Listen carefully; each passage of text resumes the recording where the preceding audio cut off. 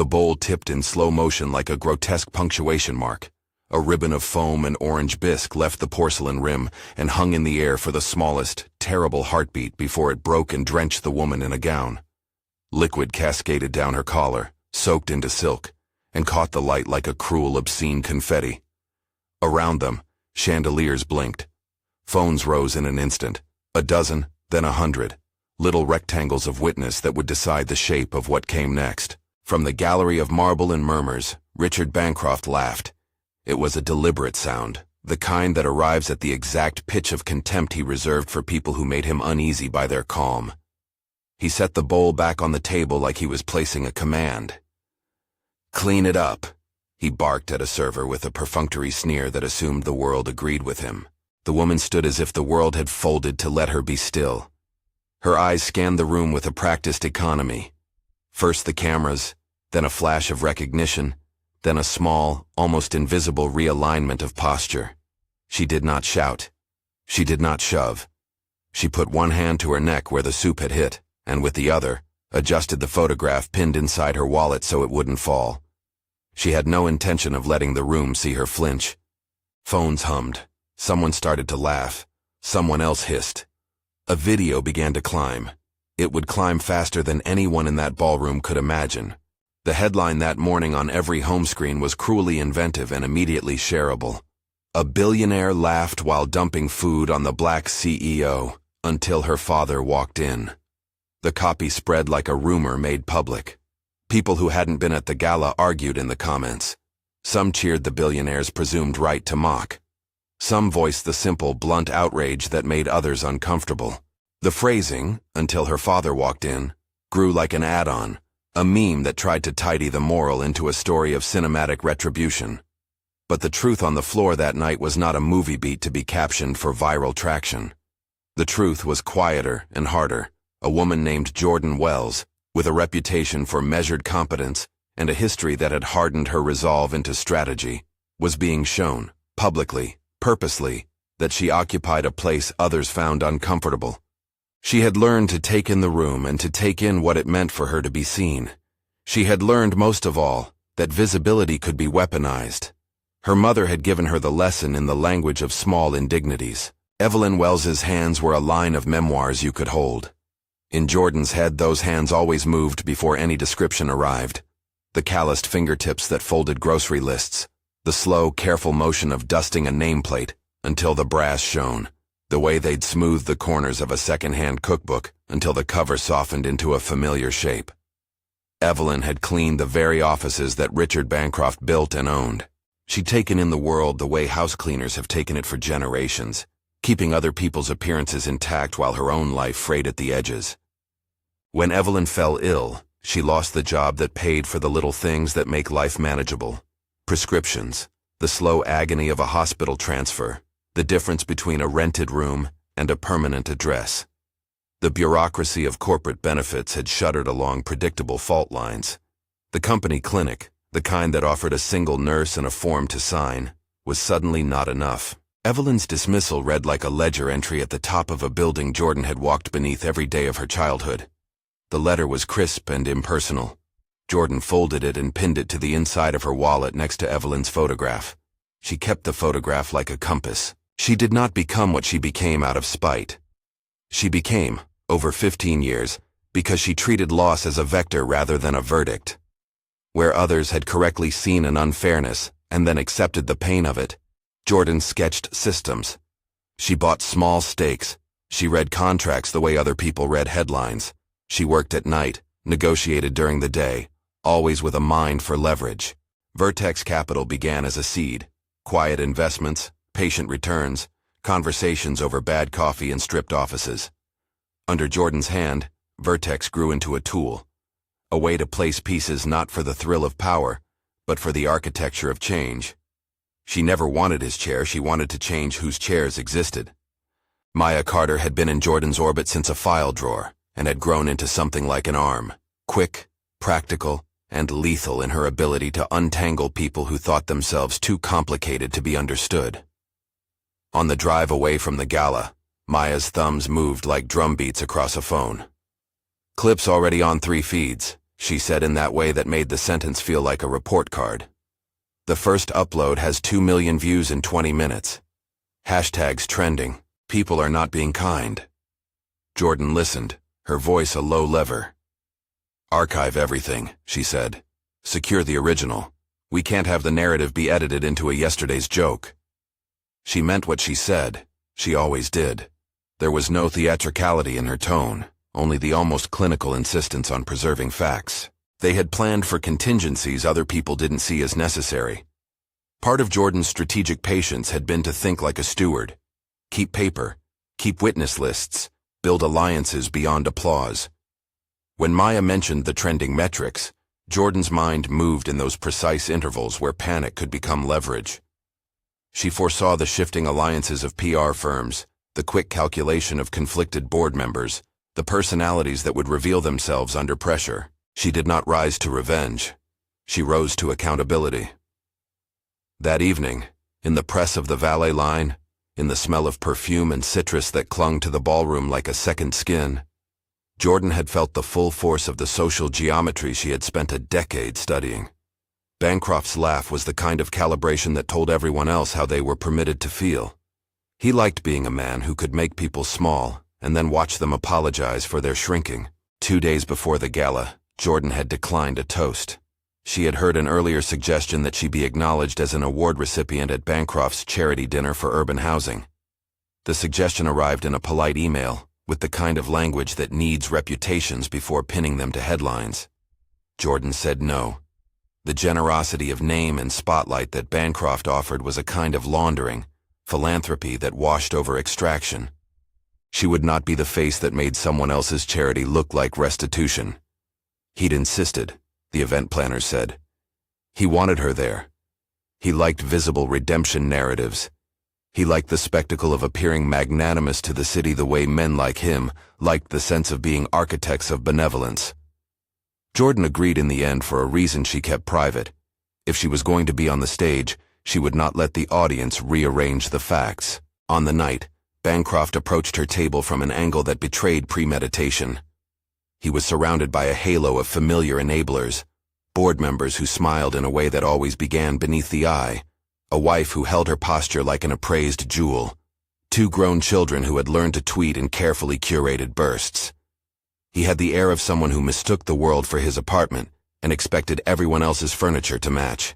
"You must be Jordan Wells," he said loudly, the syllables measured like a docket. His smile was a bare wire of superiority. "I hear wonderful things." Jordan's response was neutral, and so small a ripple that anyone unpracticed in reading people might have missed it.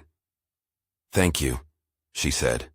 Her voice was an economy of syllables, the kind that leaves no space for embellishment. He moved to pat her shoulder in a way that assumed intimacy where none existed. It was a pat reserved for people who were not in his class. A server with a napkin had just passed behind him when the bowl, a heavy ceremonial thing filled with lobster bisque, tipped. The instant movement of bisque striking silk was paradoxically both humiliating and ordinary. Humiliating because it was a public lesson in disposability. Ordinary because Bancroft's circle seemed to operate on a system where certain people were taught to be out of place and then punished for being there. The cameras captured the rest. After the soup, the footage that mattered wasn't the splatter. It was the context. Bancroft's laughter, the way his hands were always on display, the look of his wife freezing into performative concern, the chorus of murmurs, the room's institutional complicity made visible in the split-second decisions people made to appear neutral. The clip panned and snapped, a server offering a napkin, an aide saying softly, "I'm so sorry," as if apology could be a broom to sweep away insult. By dawn, the clip had been stitched into variations, slowed for shock, clipped for punch, set to music for ridicule. Maya's initial upload was one of the originals, angle steady, audio clean. She labeled it with a single line that did what headlines do best, point. People began to append their own frames, a trending hashtag here, a cartoon there, until the story doubled back on itself and took on the shape of something bigger than the people in it. The corporate consequences were not immediate in the way bloodshed is immediate. They were mediated by algorithms and the decisions of risk officers and PR firms scoring the social temperature. An investor's email to a portfolio manager said simply, "We are reviewing our exposure." A fund withdrew a scheduled meeting. A news chyron flashed, twitching with numbers. Bancroft Properties, BPF, had early trading down double digits. The ticker, a string of letters that had been an abstract for decades, began to look like a measure of legitimacy and of disgrace all at once. Jordan watched the metrics like someone reading a weather report before a storm. In the privacy of her car, with cold night air moving past because she didn't want to sit in the bland safety of a lit lobby, she let the numbers come in. 10 million views, 24 hours. A major daytime show called for a comment. Bancroft's PR put out a short, slick statement. Regrets any perceived offense. And yet the image of his gesture had already been repurposed into testimony by 1,000 strangers. "Their lawyers will spin," Maya said, her voice a steady drum. "They'll try to make this about a misunderstanding. They'll pit the room against the clip. They'll say context. We know what that looks like." Jordan nodded without speaking. She didn't need to be theatrical. Her decisions were not performative riposts. They were cumulative. She instructed Maya to release higher-resolution copies of the original footage to make sure metadata was preserved, to crowdsource witnesses. "Get statements," she said. "Secure receipts, invoices, security footage. If people were complicit, we want them accounted for." There was an ethical compass in that request. Jordan wanted the record to be precise, not merely punitive. She knew the power of a well-documented pattern. One humiliating moment could be dismissed as singular if the machine of denial was quick enough. But a pattern, emails, memos, witness testimony, could make the singular look like a symptom. The next morning, the board of Bancroft Properties convened in a meeting that had the cadence of damage control. The room itself had always been a theater for authority. Walnut table, leather chairs, a central screen that turned figures into inevitabilities. There were people there who had been allied with him for decades. Now the boardroom hummed with the anxiety of people counting reputational risk, like a currency. Bancroft sat at the head with a face that tried to hold all indignation and all supplication at once. He did not at first understand that his brand of power had a shelf life measured in public sentiment. Pride had insulated him from the small shifts, the tweets, the whispering runs of officers in anonymity. But at the scale of the modern marketplace, perception was capital. Within 48 hours, shareholders were on calls, and the company's market cap was reporting moves that people wrote columns about. One hedge fund's overnight statement had the cold clarity of a verdict. They were pulling out. The initial market response mattered because it forced decisions that would have been optional in another era. Banks and underwriters called their contacts. Regulators watched chatter that could be amplified by the next scandal. Wall Street does not grieve, it recalculates. Lawyers in expensive suits began to triangulate exposure, what civil claims might arrive, what the angry voices could accomplish if they organized beyond hashtags. At home in a small apartment that still smelled faintly of the strong coffee Evelyn used to make, Jordan went through her own rituals. She boiled water for a French press, found Evelyn's photograph on the dresser, and put it on the kitchen counter so it could look at her while she made decisions. The photograph wasn't a relic, it was a ledger. Evelyn's eyes in the picture were steady, an unspoken account book of modest hopes. Jordan had pinned that image in places where she might forget why she had spent a decade building a capital firm that often wore the face of a blunt instrument. She thought of the tenants who'd once knocked on Evelyn's door late at night when there was no heat. She thought of the front desk clerk who had learned the roots of the building by heart and was barely a name when the auditors came through. She thought of the way systems folded people into margins, and of how those systems had been structurally designed to insulate the comfortable from the uncomfortable. Maya came with a list, names of witnesses, times, emails with attachments, a timeline of the night's events. "We have at least 4 independent uploads that corroborate the arc of what happened," she said. "Security footage from the east entrance shows Bancroft's arrival, the timing matches. The bartender's log shows the batch of lobsters used. A server has a statement ready." Jordan moved through the litany methodically. "Make an evidence binder," she said, "and separate the raw files from narrative frames." Her shorthand was not legalism. It was about keeping the story grounded in fact, so that when they asked for proof, they would not be handed anecdotes. "You're not going to take it to the press alone?" Maya asked. Jordan's laugh was dry. No. We will not let someone else shape the trajectory. This isn't about spectacle, it's about demonstrating patterns. There was an inevitable choice to be made about public posture. Jordan could have delivered a speech that turned the event into a personal brand avalanche. She could have become the martyr of the moment. Instead, she contrasted the urge for personal vindication with the need for broader accountability. If we make this about me, she said, we let them make it about me instead of their system. In the meantime, social momentum did what social momentum does.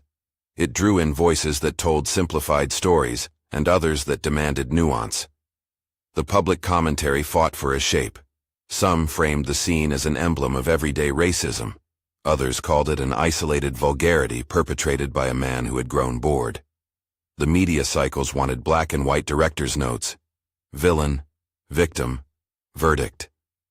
Jordan knew the world they wanted. She knew better. She also knew how to use the moment lawfully and decisively. In the pantry of her office lay small items that were part of a long plan. A business card with an unfamiliar logo. A signature on a paper that appeared inexpensive until you realized it handed over leverage.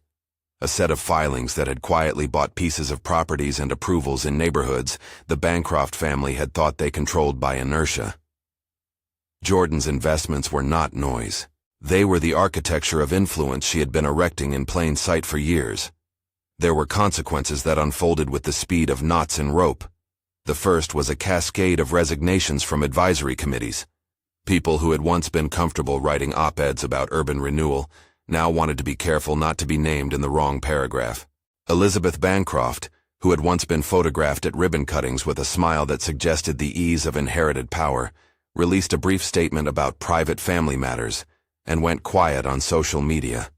Her children, Madison and Tyler, put out memos of their own, short sentences that distanced themselves from a father they claimed to love, their diction awkwardly rehearsed to be both filial and public relations savvy.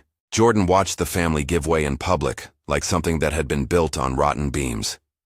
It was not that she enjoyed the unraveling. She understood that power's collapse is messy and often violent in its social consequences. What she could not ignore was how quickly those who had occupied the same rooms as him were learning to define their own survival in terms of dissociation. Investors were faster. The numbers flickered in her feed like a code. Bancroft Properties' share price, which had been an index of built-in confidence for decades, posted first a double-digit decline, then a sharper spike. A widely circulated note said the company had lost $2.3 billion in market value in a single trading session. Headlines ran phrases like, "Governance questions emerge," and "Boardroom under pressure." In the halls of the bank that had underwritten Bancroft's last development, a risk officer asked his colleagues privately whether the company's governance structure was dependent on a single personality. There was a brief, ugly attempt at legal containment. Bancroft's counsel issued an oblique letter threatening legal action against what they called defamatory alterations of footage. They called for the removal of manipulated clips, but the originals existed and so did metadata and timestamps. The internet does not forget the first frame. Jordan watched the cultural machinery at work with the unromantic focus of someone who had always preferred documents to drama. She saw a chance to turn outrage into accountability. Her plan was not about spectacle. It was about creating a record so exhaustive that the institutions around Bancroft could no longer pretend ignorance. Legal teams had mechanisms. They had subpoenas and the power to compel. She thought of municipal decision-makers and the ways those people reacted when financial risk met moral hazard.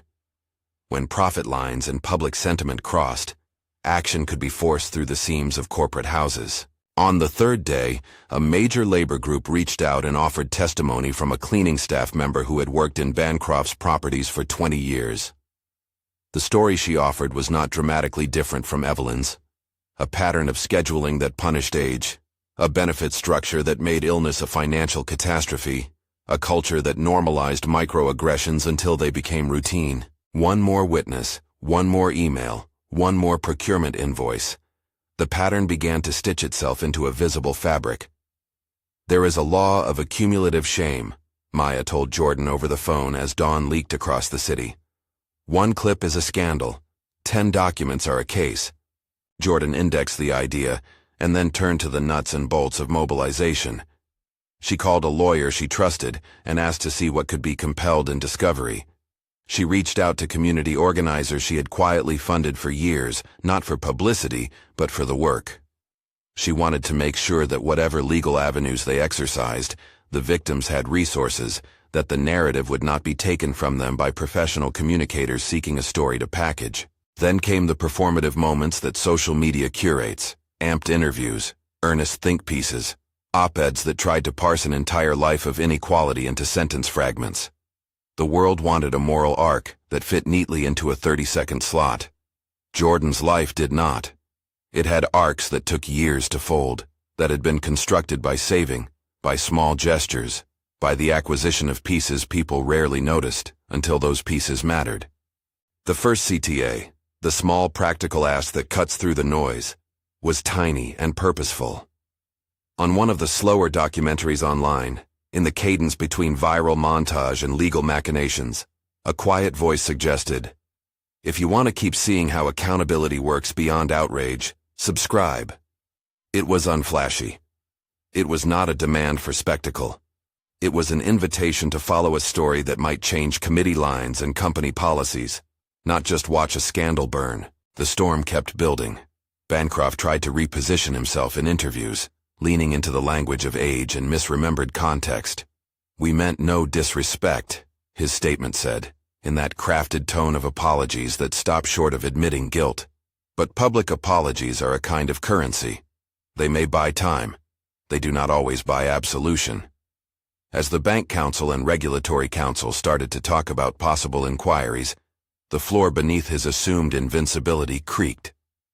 Internally, Jordan had to decide how transparent she would be. There were options. She could lead with the moral posture, personal testimony, and a frontal accusation. She could instead rely on the slow, clinical method she preferred: assemble the evidence, expose patterns, let the law and the markets do what they do. The choice was tactical. One was a plea, the other a framework for dismantling systems. She chose tactics. Privately, over documents and sealed files, Jordan had accumulated leverage. Vertex's holdings included a quiet majority in a subsidiary that Bancroft Properties was counting on for a major merger. It was not theater. It was the kind of procedural leverage the modern economy allows when patient capital meets an inattentive monopoly. The value of a company, especially one tied to local infrastructure and reputation, is always perforated by dependencies, credit lines, public permits, mergers that promise expansion.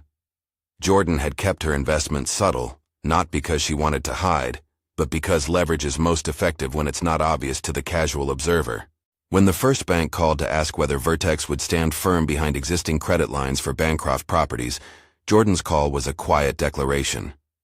"Everyone should act in the interest of their clients," she said. "We are reviewing exposure in light of new revelations." There was a beat, long enough for a trader in another time zone to type a directive, short enough for the other side to feel the ground shift. A loan officer at a major bank, reading the overnight risk memo, put a call on hold. "We need to consider covenants," someone said.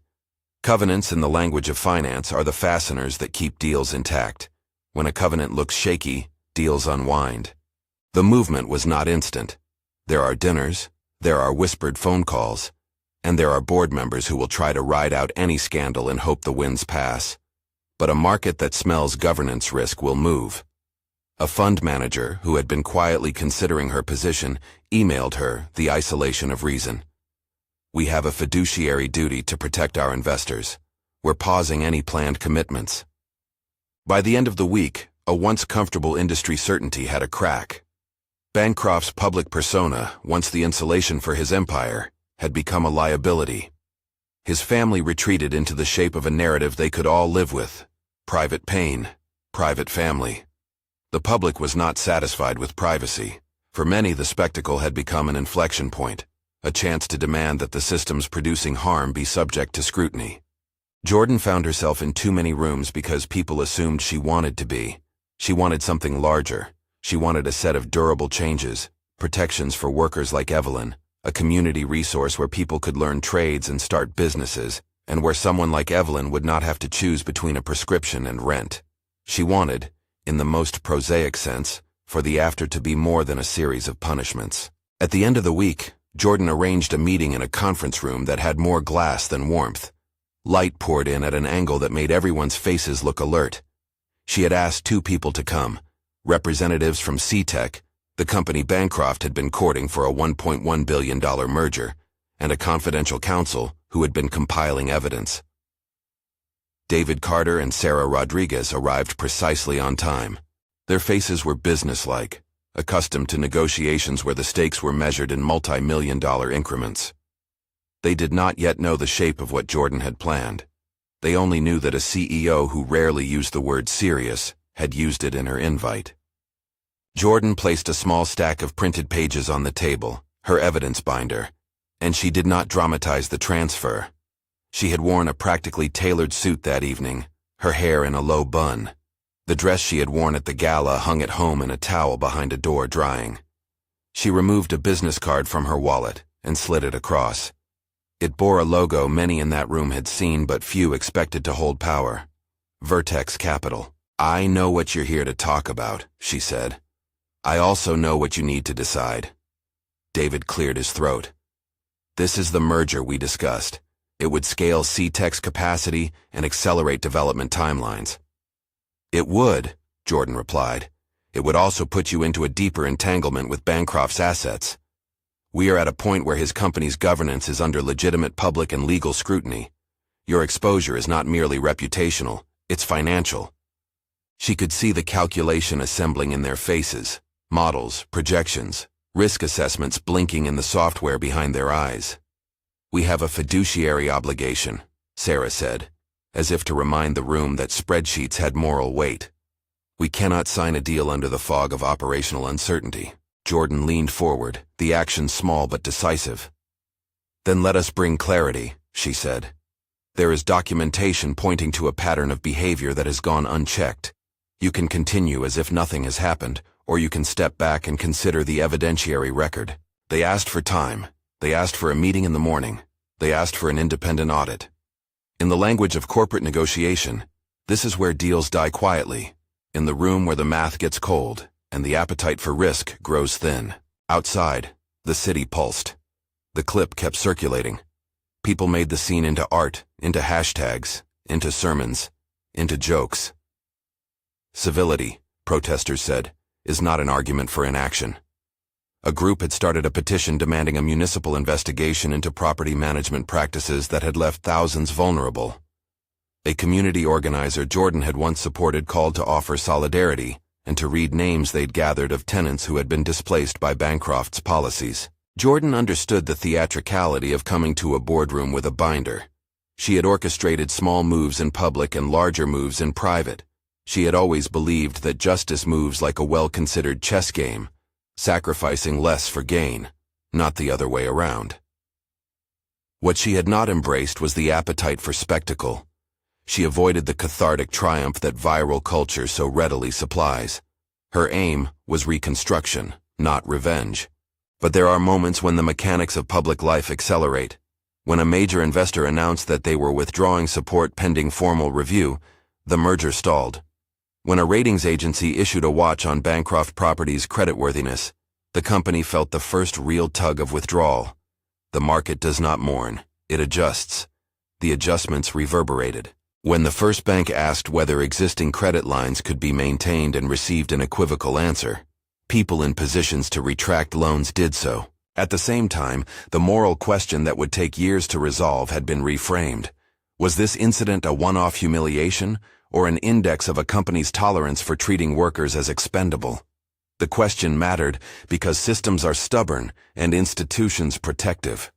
To force change, you had to demonstrate that the harm was not individual, but structural. Jordan didn't crave spectacle as a method, but she leveraged the public moment to demand more than apologies.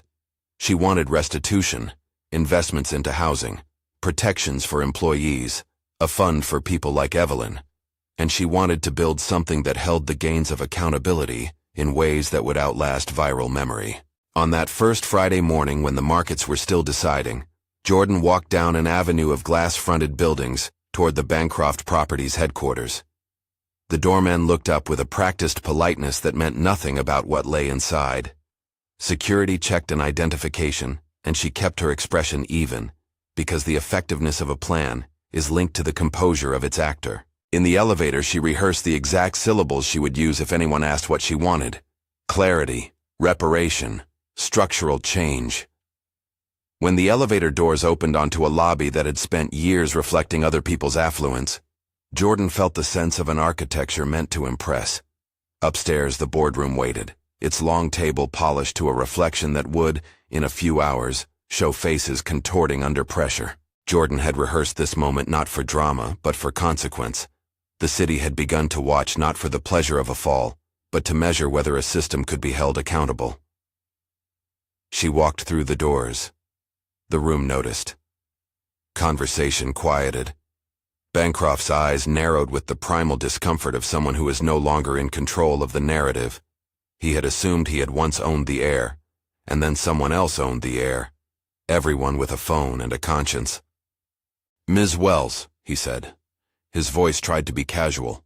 Inside the room, the comment landed like a stone into water, small, then widening circles of attention.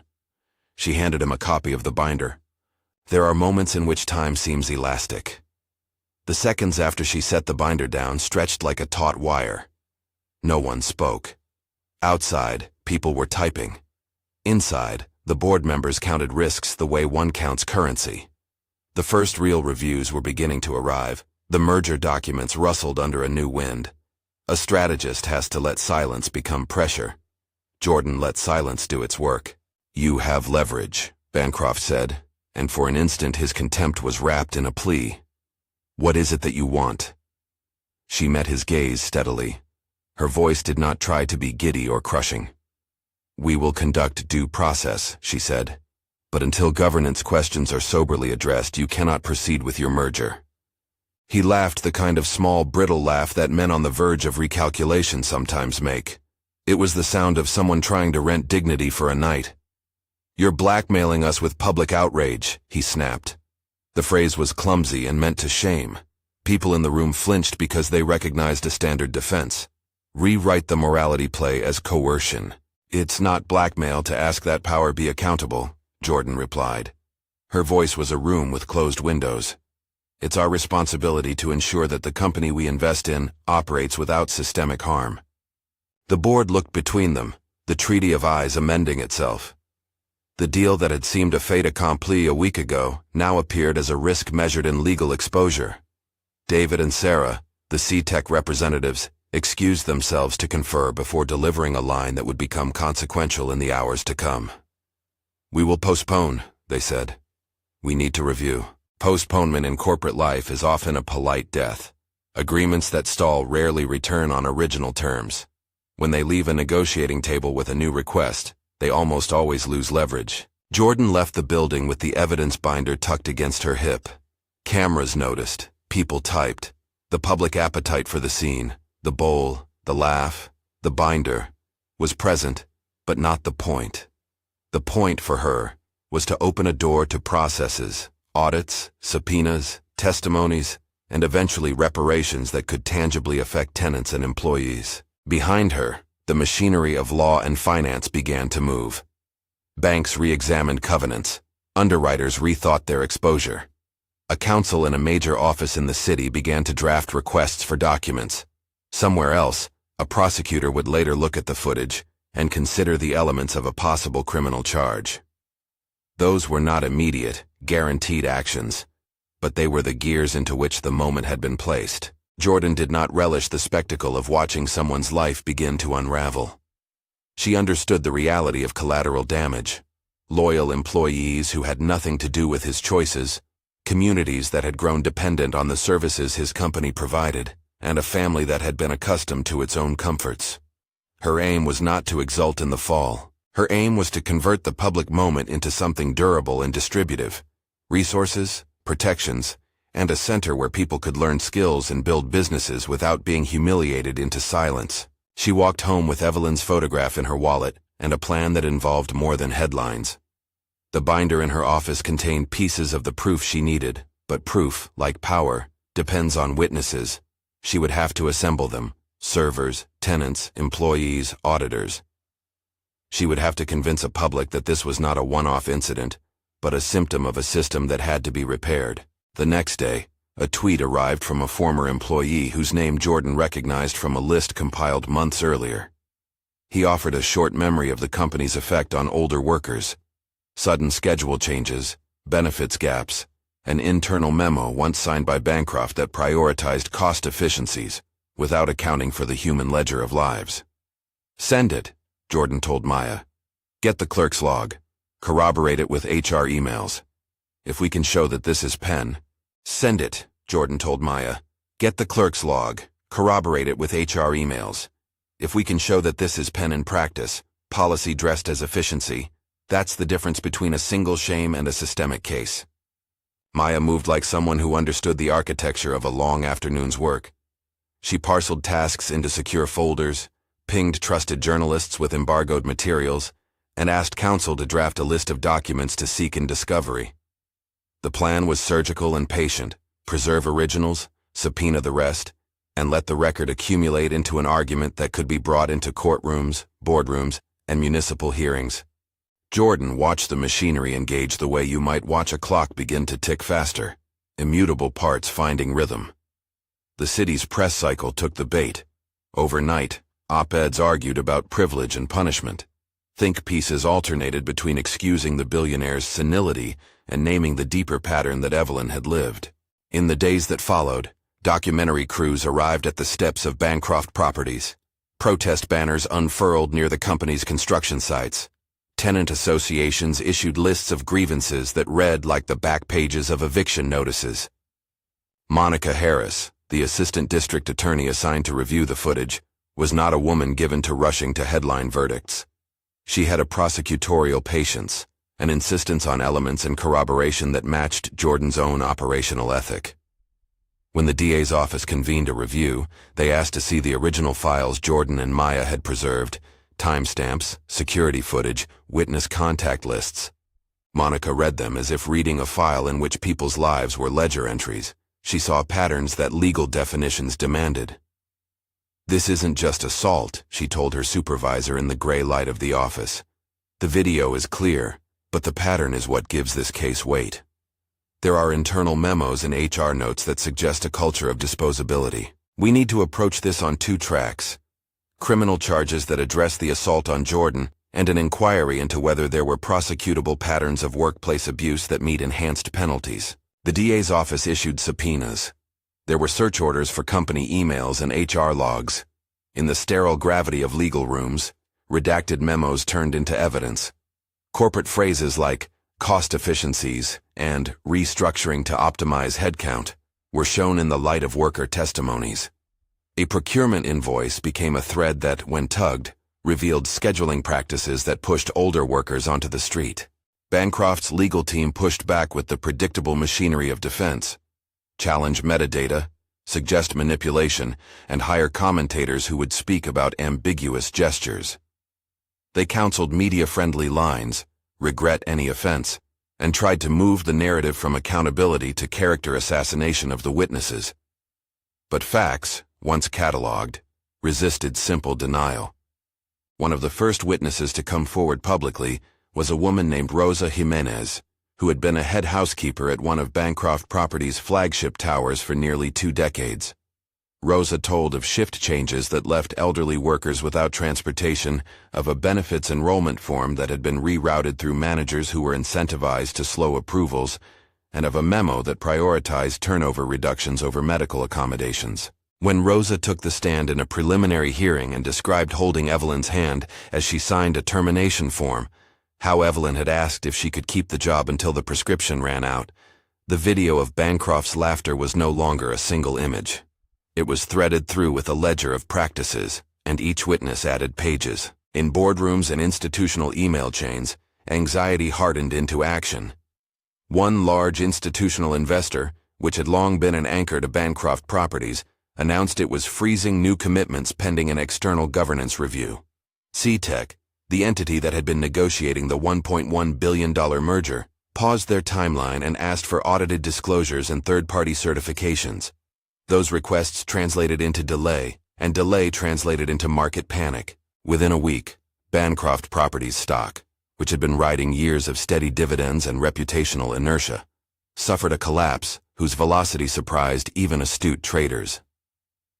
Analysts published notes that quantified the damage, an intra-week slide amounting to a 47% loss in market capitalization from the pre-scandal high, a precipitous fall driven not solely by the viral clip, but by the cascade of investor withdrawals and covenant reviews that the clip made possible. Margin calls whispered in trading floors, underwriters reviewed their exposure, and lenders redrew lines. In the public eye, Bancroft attempted to salvage both dignity and control. He gave a cautious television interview in which he spoke of misunderstood moments and the complexities of public life. He avoided direct apology until later statements softened his tone with a phrase that has since become familiar in the lexicon of those who wish to stay powerful. "I regret the pain felt." His legal team sent cease and desist letters to outlets carrying raw footage, but the originals, untampered, time-stamped, already lived on hard drives and in corporate evidence binders. There were personal consequences that even his fiercest handlers had not fully anticipated. Elizabeth Bancroft released a terse public statement about needing time to care for the family, and soon moved out of the couple's primary residence. Madison and Tyler, who had been groomed for public life, issued short, stylized social media posts that avoided nuance. "Family is complicated," and "We love our father but not his actions," the latter carrying the rehearsed cadence of crisis communications, but simultaneously functioning as dissociation. It was a public breaking that looked more like editing a life into fewer, safer scenes than like the messy work of standing by someone accused of harm. For Jordan, none of the schadenfreude was pleasurable. Seeing an entire family and the livelihoods of dozens of employees tremble as a result of his downfall reminded her that consequences ripple wider than culpability. She was careful in interviews. Her language was precise and constrained. "This is not about taking pleasure in one person's loss," she said to a daytime anchor. "It is about asking who pays when institutions decide human lives are expendable." Monica Harris's investigation gathered steam. She courted witnesses, subpoenaed internal holiday party photographs, and compelled email threads that showed senior managers discussing labor policies with a language that left little doubt about priorities: cost reduction, turnover statistics, and a willingness to outsource care to avoid operational friction.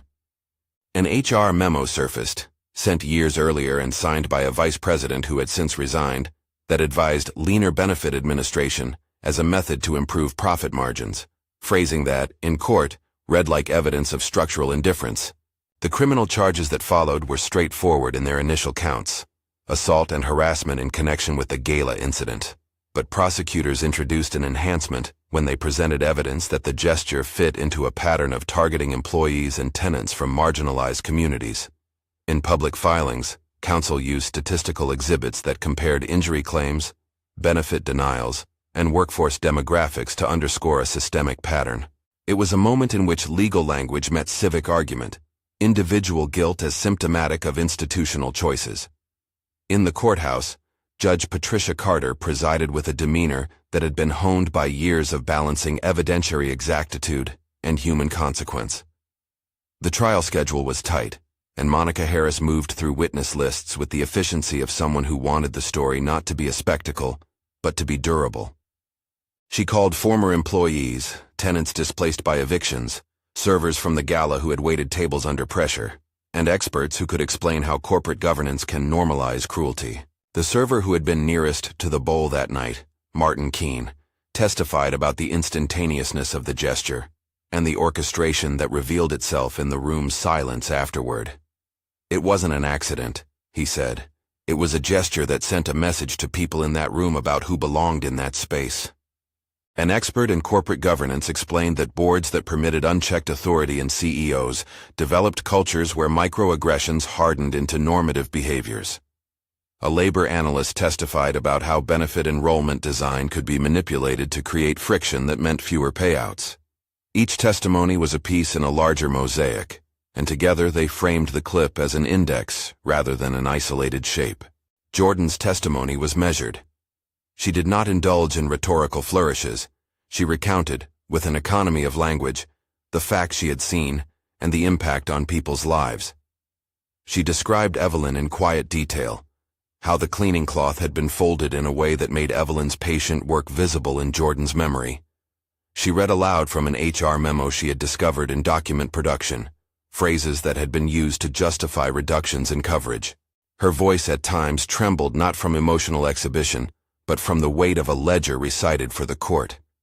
Under cross-examination, defense counsel attempted to strip context, suggest that memos were innocuous, that absence of certain forms prevented full claims, that emotional memories could be unreliable. Monica would then bring in the next witness, the next document, the next ledger, until the suggestion of an isolated moment grew thin against a thicker file. The press covered the trial with the intensity reserved for rare instances in which private entitlement intersects with public accountability. There were momentary frenzies and performative commentary, but the courtrooms allowed the kind of slow, legal curation that viral culture rarely permits. Evidence was admitted. Witnesses were cross-examined. The jury listened as timelines were built and layered. When the jury returned, their deliberation had been short by comparison to the months of accumulation. They found Bancroft guilty of assault and of a hate crime enhancement based on his pattern of conduct and the identities of those he had targeted. The courtroom registered the verdict like a tidal shift. Some people exhaled, others looked stunned. Judge Patricia Carter, in sentencing, balanced the need for accountability with the recognition that punishment alone cannot repair harm. "You used your position to render others invisible," she said, addressing him directly. "The record shows more than a lapse. It shows a culture created and maintained by decisions made at the top." She sentenced him to a term of incarceration, 18 months, along with mandated community service stipulated to be fulfilled through programs focused on restorative work, and she ordered an evaluation for compliance with restitution. The criminal sentence did not, on its face, fix structural problems, but it marked a public acknowledgement that power had limits. Parallel to the criminal case, civil litigation took a different aim. A consolidated class action suit brought by former employees and tenants sought damages and reparations. The civil jury, seeking to assign monetary equivalent to harm and to create a financial vector for restitution, awarded a verdict of $250 million in damages. The sum, large and consequential, set in motion the mechanics of corporate insolvency. Bancroft Properties could not absorb the judgment and the simultaneous withdrawal of credit. Within months, the firm filed for bankruptcy protection. Bankruptcy reorganizations are technical and slow, but they are also redistributive events. Assets were appraised, liens negotiated, and in the cold calculus of valuation, Vertex Capital, Jordan's firm, placed strategic bids. In a sequence of court-approved acquisitions, Vertex purchased a portfolio of properties at auction. The purchases were structured to secure both investment value and community transition. Reserves were established within acquisition documents to fund tenant protections, relocation assistance, and the development of affordable housing units on sites previously earmarked for luxury conversion. Jordan declined to celebrate the moment. She implemented an operational plan she had been sketching since the gala, a community-first redevelopment model. In Board of Owner meetings, she insisted on binding clauses, community benefit agreements, that required living wage standards for building staff, adherence to transparent scheduling rules, and designated funding for tenant legal aid. She allocated a portion of the civil award funds into a restitution trust that would be used to underwrite community programs. One of the most visible outcomes of that plan was the founding of the Evelyn Wells Community Center. The center became the symbolic and practical fulcrum of Jordan's restitution strategy. Named for her mother and grounded in the work Evelyn had embodied, the center combined 4 elements that Jordan believed would target the root of dispossession: housing stability, workforce training, microenterprise support, and an incubator for community-led businesses. The initial site, a formerly planned luxury tower, was converted into 120 permanently affordable units. The redevelopment included a social services wing where case managers assisted families with rental assistance, healthcare navigators helped residents enroll in benefits, and an employment hub offered certifications and connections to local employers.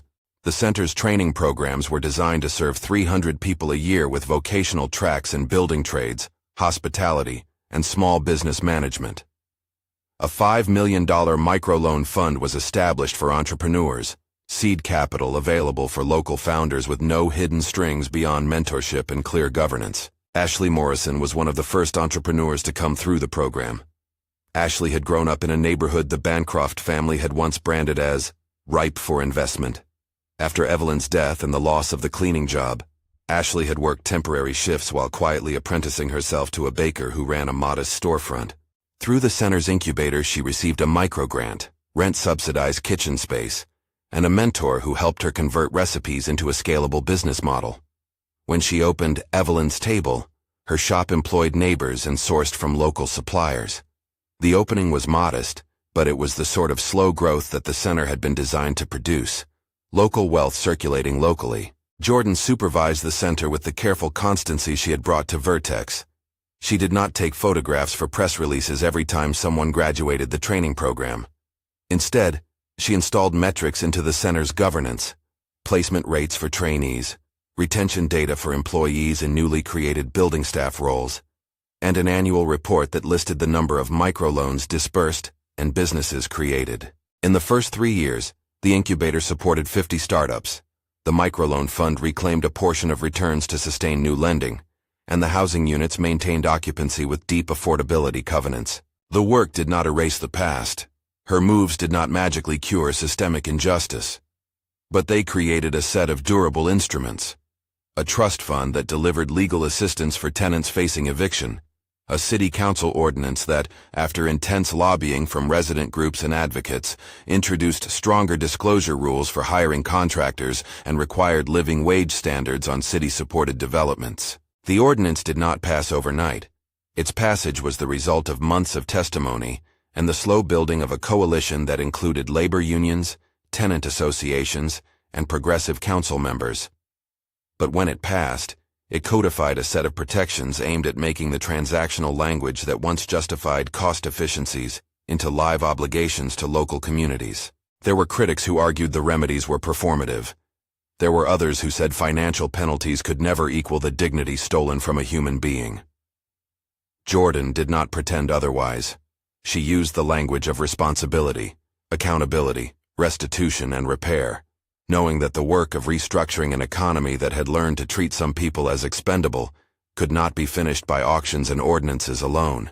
As Bordermore, a municipal nonprofit that tracked the center's impact, reported in an independent evaluation, there were measurable outcomes. A 23% reduction in eviction filings among residents in the neighborhoods where Vertex had implemented its community agreements, steady employment gains among program graduates, and an increase in local proprietorship as microenterprise owners moved from pushcart to storefront. Those metrics were modest in the scale of systemic change, but significant for families who had been pushed to the margins. Public life, however, kept its appetite for narrative. People continued to ask whether the public spectacle of a man humiliated would always have to precede reform. Journalists and civic leaders debated the role of viral platforms in creating leverage for accountability. Jordan, when asked, deferred the moral to practicalities. Visibility can catalyze action, she said at a panel discussion on civic engagement. But visibility is not a substitute for institutions that make accountability regular and predictable. We need governance designed to protect the vulnerable whether or not a camera is on. The scandal had also altered the trajectories of the Bancrofts.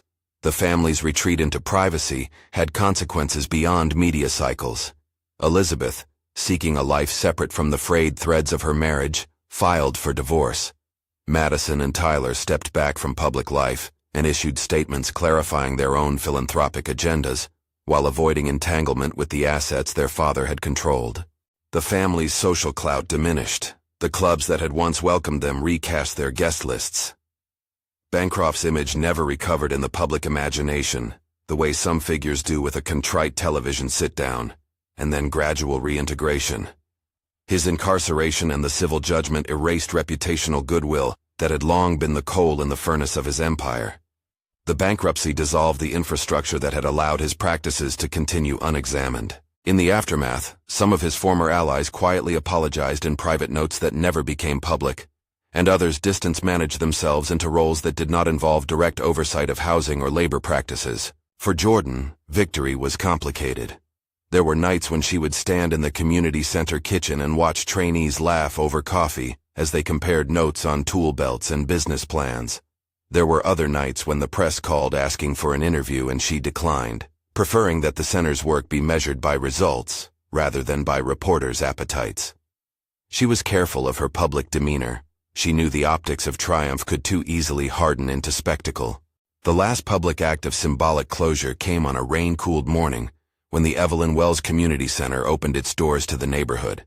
The ribbon cutting was modest by celebrity standards. Jordan had insisted on a ceremony that would honor residents and staff more than donors. Maya stood beside her, and a small group of tenants, trainees, and Evan's friends from Evelyn's old community came forward. Ashley Morrison, her apron still dusty from the morning's bread, spoke about the first loan she had received and about the time she almost gave up. "This place is more than bricks and programs," Ashley said into a microphone that amplified a voice shaped by lived experience. "It's a place that says, out loud, that we belong here." Jordan spoke last. Her words were plain but precise. She recounted Evelyn without turning her into a symbol divorced from living memory. She told one brief story that revealed character rather than moralizing. Evelyn once refused a free ticket to a theater event because she did not want to be in the same room as people who would not speak to the building's janitorial staff. It was a story that landed as an ethics lesson without being theatrical. "This is not about revenge," Jordan said. "Revenge unbinds itself from responsibility. This is about constructing new obligations where there were none. It is about making sure that a person's dignity is not a variable in a spreadsheet." When questions later asked whether the outcome had been entirely because of social media, Jordan acknowledged the role of visibility but insisted on procedure. "A camera was a catalyst," she said, "but cameras don't create subpoenas. They don't pass ordinances. People do that work. This is the work of lawyers, of activists, of everyday witnesses who decided not to let a moment pass without making it into a cause for change." The plaque over the center's door bore Evelyn's name in brass polished to a soft glow. There was a permanence to it that pleased Jordan not because it honored a single life, but because it marked an institutional commitment. The first column of the center's annual report, a dry document full of statistics, listed a portfolio first of residents housed, then of jobs created, and finally of startups nurtured. There were broader ripples. A coalition of municipalities began convening to discuss tenant protections. An industry group drafted best practice guidelines for benefit administration. Nonprofits added pressure on developers to include binding community benefits in their proposals. None of these were total solutions, but in aggregate, they represented the slow mechanical work of policy and culture, aligning in ways that limited the room for gestures of contempt to be normalized. There was a lingering moral question Jordan raised in public appearances and private conversations. When you see someone humiliated, what do you do? She had watched people in that ballroom, who had the means to intervene, choose to film, instead of interrupting. She had watched servers wish they could act and then be constrained by the life of wages and tips. She insisted that moral clarity required people to choose the small, risky act of support. "Being a witness isn't passive," she told a community gathering. "It's saying, I'm here. I saw this. I will be part of the record." Years later, when the center had graduated its 100th entrepreneur and the buildings once planned as luxury towers hummed with residents cooking meals and children playing in safe courtyards, the narrative that began with a viral clip had transformed into a longer story about repair. The city had passed incremental regulations that increased transparency in property management, and several civic actors who had once profited from opacity were now subject to regular audits and community oversight. But the work remained unfinished. Jordan kept a small envelope in a drawer, Evelyn's photograph inside, a dog-eared note written in her mother's hand, and the occasional email from a trainee asking advice. She used it not as a talisman, but as a ledger of obligation. There were, she knew, countless Evelyns still living in buildings where decisions are made by people who never visit the trash room or the boiler basement. There would always be more work. On the evening of the center's 3rd anniversary, Jordan returned to the podium. The room was full of quiet faces, workers, trainees, mothers with children balanced on their knees, and a few reporters. She did not rehearse the lines that would make for a tidy quote. Instead, she spoke to the people in the room. When you choose to be a witness, she said, voice steady, you make space for evidence. Evidence allows institutions to act. Institutions, when nudged, can change the incentives that make cruelty efficient. That's the arc we need to build. She paused and looked at the plaque that bore her mother's name. The light from the windows slanted across the brass and made it glow. It would have been easier to let the moment die online, she said. It would have been easier to let someone else's outrage be a passing headline. Instead, we built something that will outlast a headline. That is the difference between spectacle and system. The crowd applauded, not in triumph but in recognition of steady work. Outside, a mural painted by local artists depicted a row of hands, some small, some large, lifting a building into being. The mural's caption was simple, "Witness." As the ceremony ended, and people lingered in clusters, Jordan stepped aside and let the center be what she had designed it to be. A place where the daily work of dignity happened in small bureaucratic acts. Case managers filling out forms accurately, HR departments processing claims without delay, entrepreneurs finding suppliers that would not gouge them on price. In the months that followed, civic actors referenced the Bancroft case as a turning point, a moment when public witnessing, legal action, and corporate leverage combined to effect not only punishment, but construction. The city recorded a drop in eviction rates in targeted neighborhoods. Tenant organizing groups reported improved access to legal services funded by restitution trusts, and local employment centers cataloged a steady flow of graduates into stable jobs. Yet Jordan resisted being cast as a simple hero in the narrative. She remained the same composed strategist, no more immune to doubt than she had been the night the bowl tipped. She knew the fragility of institutional change. She had spent years building leverage and knew how it could dissipate if not anchored in law and civic practice. The Evelyn Wells Community Center would need ongoing support, community governance, and constant vigilance to remain more than a symbol. In a recorded interview, a journalist asked a blunt question. Had the spectacle of humiliation that started the whole thing been necessary? Could change have come without the viral clip? Jordan considered the question as if weighing evidence. Visibility is a tool, not a strategy, she said. It exposes, it enrages, it forces conversations. But strategy is what turns exposure into policy. We need both. We need people willing to watch and willing to act. The headline that had once joked, "Until her father walked in," grew more complicated over the months. People stopped using the meme. Instead of a cinematic paternal figure saving the day, the truth was messier. A community, a prosecutor's office, patient capital, and a woman shaped by loss who turned leverage into instruments of repair. The internet's shorthand unraveled into the slower, harder work of institutional change. At the center's back hall, a framed photograph of Evelyn looked out over a bulletin board where names of graduates and current trainees were posted. Jordan sometimes stood there, hands in her pockets, and read the little notes people pinned. "Thanks for believing. I have a storefront. I enrolled in the apprenticeship." Those notes were small testimonies to incremental justice. One evening at a quiet hour, Jordan opened a message from a tenant named Mr. Alvarez. He'd been the first person to move into one of the converted units and was now learning to be a building engineer in a program the center had funded. "We didn't think we'd be able to stay," he wrote.